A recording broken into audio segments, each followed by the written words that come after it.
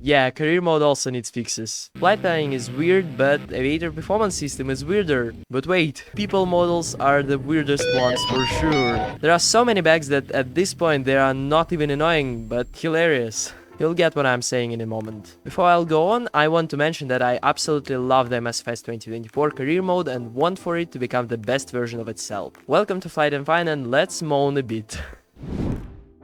The first thing is that sometimes you have a literally impossible route. When you proceed to take off, you get the flight plan that goes right through the mountain. The guidance gates are going right through the terrain, and I'm not sure how I am supposed to clear that. Flight plan altitude sometimes, for that exact reason, is higher than my plane can physically go in that pressure setting, and yeah, when I just try to maintain those 12,000 feet or at least to climb to them, my plane just stalls like somewhere at 10,000, and I am not sure what I'm supposed to do then, because I can't fly over mountains. It's actually annoying but pretty ironic at the same time. And yeah, if you can't climb to your altitude, ATC will hurry you all the time, like Cessna Sierra X-Ray Golf Sierra, please expedite your climb to 12,000 feet, when you are physically can't do that.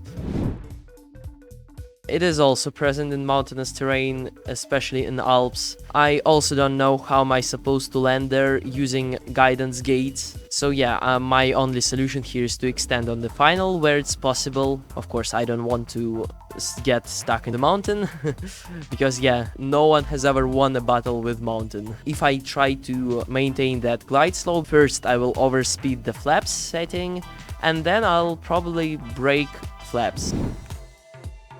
Taxiing is bugged. Guidance leads you to the runway, but then you get violation. Some runways are very narrow, so that after you land, you need to turn around, and you can't do it within the runway. You need to go out of the runway by a bit, and then you get aviator performance violation because you got off the runway, but it's no way you can turn around there. And some airports have speed bumps, yeah, glitches of terrain. I remember getting through the taxiway and yeah, then bugging upwards. I have one airport, I remember somewhere in Utah. When you spawn in it, you spawn in a parking, but to get to the runway, you need to literally taxi through the small groove, I don't know, like 10 trees on the taxiway. Every time I get close to them, it says that my plane is crashed, and then yeah, it's no way that I can get out of there. Larger planes are always speeding on taxi. For example, on Cessna Grand Caravan, the engine is delivering thrust even when it's on idle. I tried feathering the prop, but it does nothing unless I just feather it to the full extent, but then it just doesn't produce any thrust. That's very annoying, because if I just want to taxi, I need to brake every 3 seconds when I'm doing it. If I were that patient on that Medivac flight, I would be really annoyed by that. People get stuck, especially on VIP flights where people are entering your plane. One person can stuck between the wing and horizontal stabilizer in its walking animation. They'll walk at the same place for the entire flight, and then when you're at the final screen and they are like counting your XP, you'll see the animation of legs sticking out of your plane behind it. Yeah, it's crazy.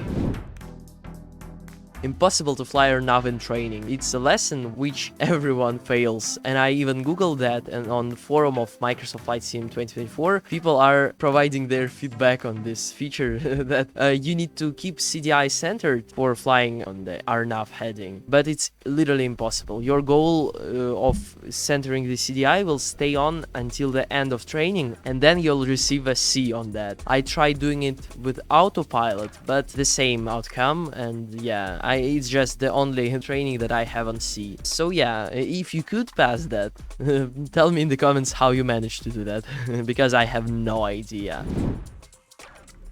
Engine dies while there's still fuel left. On a Cessna 172, for example, I recently was doing a 3-hour flight, and like 2 hours in, I had still like 1/3 of a fuel tank, and suddenly my engine just dies. I tried restarting it, like magnetos and stuff, cutting off fuel supply and turning it back on, but no, I was just descending. ATC was just complaining that I am not maintaining my set altitude, and I really don't know how did it come to that point. I thought that they needed to fuel my plane accordingly to my flight plan, but yeah. As always, every bug solves by just skipping to the next stage. It's very annoying because you did like 2 hours of flying and you wanted that no skip bonus, like 3000 credits or something, but now you are left without it because you skipped the descent. No matter how much you have flown in the cruise section, if you just skip it, you'll be left without all the bonus for the cruise section. Beechcraft Bonanza is freaking glitched. My pilot model just slips through the wing. My passengers do that as well. When I try to enter the plane, I can't open the door. From outside, I just have to press Shift+C. And yeah, this plane is also unbelievably fast. It accelerates like a missile. Because of that, I'm trying to avoid missions with Beechcraft Bonanza. I'm afraid of that plane, honestly. First and the most obvious suggestion is to fix bugs that are spoiling the experience sometimes. The second one is that I'd recommend the people models to be better. My stick just goes through their hands, for example, on some planes and just looks trash. And also on bigger planes, you just enter the cabin and you see like 300 people sitting with the same posture and with the same hands placement as everyone else. It looks scary.